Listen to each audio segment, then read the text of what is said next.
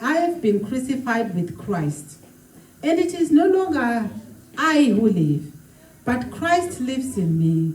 And the life which I now live in the flesh, I live by faith in the Son of God, who loved me and gave himself up for me.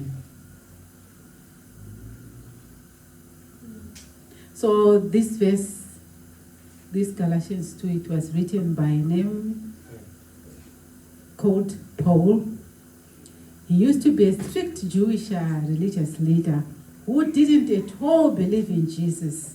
He was this person who, the example we were given, would be sitting on the passenger seat and telling Jesus what to do. So he didn't believe in Jesus at all. In fact, he arrested when Jesus went. When Jesus ascended, he was left on earth, and he tried to fight Christians by arresting them and persecuting them.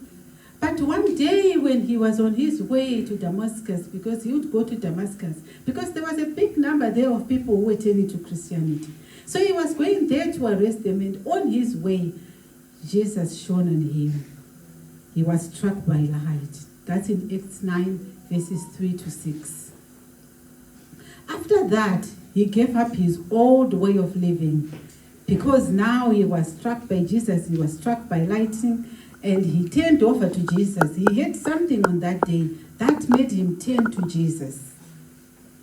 So he then gave up his old way of living, his old way of arresting Christians, his old way of persecuting Christians, and he became one of the most committed followers of Jesus Christ.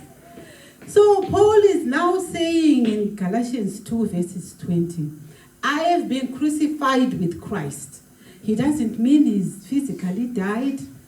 He hasn't died, but he's just saying his old self, his pride, his selfishness, his past sins, they died when he chose to follow Christ. They died in Acts 9 verses 3 to 6 when that light shone on him. This is when all these things died in him. So as he sees him now, he sees he's a new person. Now he says, I no longer live, because the old Paul, the old soul no longer lives. He died in Acts 9 verses 3 to 6. But now Christ lives in him. He is a new person. That means he no longer sees life as being about himself, but about Jesus living through him, because he's a new person. So his thoughts, his choices, and his purpose are now shaped by Jesus.